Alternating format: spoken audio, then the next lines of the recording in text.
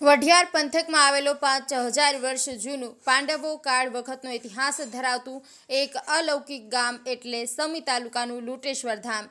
આટલું જૂનું પાંડવો કાળ વખતનું સ્થાન ધરાવતા ગામની અંદર બસની કોઈ પણ જાતની સુવિધાઓ ન હોવાથી લોકો ખૂબ જ હાલાકી ભોગવી રહ્યા છે।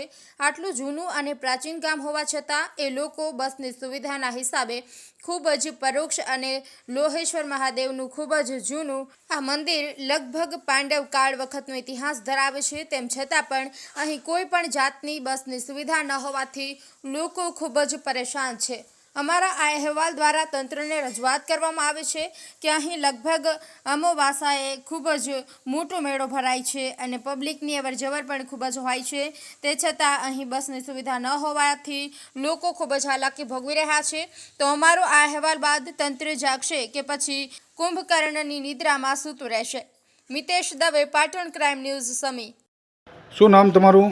મારું નામ ગોસ્વામી શાંતિગીરી સુખરામગીરી।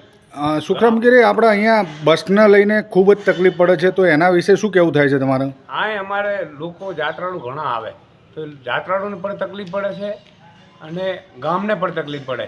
તો જો પાટણ પીંપળી એ સવા બે પાટણથી ઉપડે છે, તો પાટણથી ઉપડી હારીજથી જાસકા, જાસકાથી રબત, રબતથી પાલીપુર, પાલીપુરથી સીધી મુજપુર જાય છે।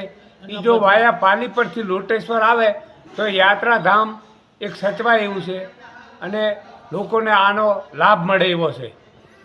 હવે આની રજૂઆત તમે આગળ એકવાર કરી છે કે પહેલી વાર જ રજૂઆત કરો છો? તો હારી ડેપોમાં કરેલી ઘણી વખત, પણ આનો કોઈ ઉકેલ આવ્યો નથી। આ પીંપળી ધામનો ઉકેલ આવ્યો નથી। હવે આપણે જોવા જઈએ તો અત્યારે હાલ લોટેશ્વર એ સારું એવું મહાદેવનું સ્થાન છે, બરોબર? મહાદેવનું સ્થાન અને પબ્લિક અત્યારે આવતી જતી પણ ખૂબ જ હોય છે, તો એ માટે બીજી કંઈ તમારે રજૂઆત કરવી હોય તો કહો, અમે ઉપર કહીએ।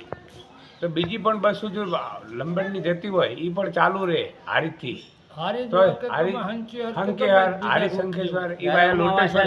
કોઈ મહેસાણાથી બસ આવે વાયા લોટેશ્વર લે, મહેસાણાથી સમી થઈને શંખેશ્વર જતી હોય તો વાયા મહેસાણાથી લોટેશ્વર લે ને તો શંખેશ્વર એમને જવા માટે સુલભ પડે એવું હોય અને એક યાત્રાધામ પણ હચવાય એવું છે। શંખેશ્વર તાલુકાનું સ્થાન છે અને એસટી કોઈ જતી નહીં શંખેશ્વર, એટલે શંખેશ્વર જવા માટે લોટેશ્વર ગામને ઘણી તકલીફ પડે। અહીં દર અમાવાસા મહિને અમાવાસા આવે, અમાવાસાના દિવસે 20થી 25,000 પબ્લિક આવે છે। એના માટે બસો જો આવે તો લોકોને તકલીફ ના પડે, એટલે એના માટે સરકારશ્રીએ આની વ્યવસ્થા કરવી જોઈએ અને સંસ્થાને ધ્યાન દોરવું જોઈએ।